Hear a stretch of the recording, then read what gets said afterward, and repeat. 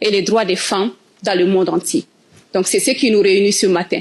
Et on revient encore sur le fait que c'est pas une journée de fête, c'est pas une journée folklorique, mais c'est vraiment une journée pour nous pour pouvoir amplifier notre voix et aussi parler de tout ce qui est droit qui nous concerne et de voir comment nous pouvons continuer à lutter pour avoir nos droits. Et quand je parle de lutter, il ne s'agit pas du corps à corps parce que c'est sûr que physiquement on est défavorisé. Donc il ne s'agit pas de cette lutte physique entre les hommes, mais je pense que c'est une lutte personnel que nous devons faire chacun d'entre nous et aussi avec le soutien des hommes qui sont là.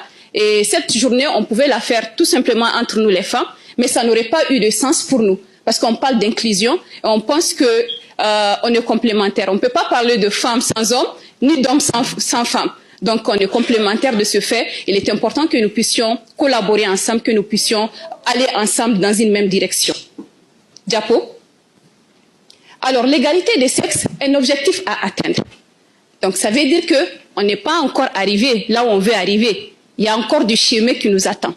Donc, on va voir un peu dans la diapositive suivante ce qu'il y en est. Alors que nous célébrons cette journée spéciale, il est important de se rappeler qu'il reste encore beaucoup à faire pour atteindre l'égalité des sexes dans tous les domaines de la vie.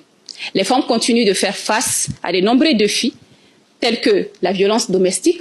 On en sait quelque chose au Mali. Tout ce qui est violence faite aux femmes et aux filles, c'est vraiment écœurant. Et je pense qu'au Mali, nous avons des taux de prévalence assez élevés par rapport à ces violences qui sont perpétrées à l'égard des femmes et des filles.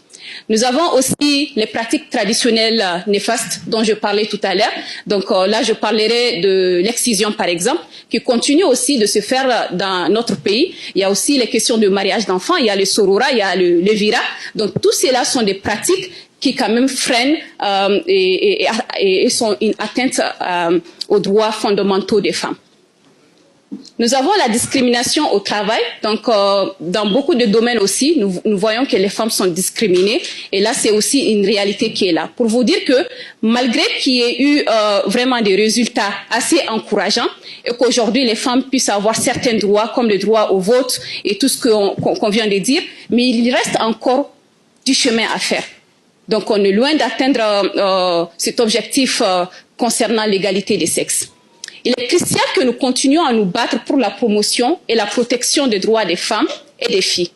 Cela nécessite une action collective de la part de la société dans son ensemble, des gouvernements. Et de là, on parle des gouvernements qui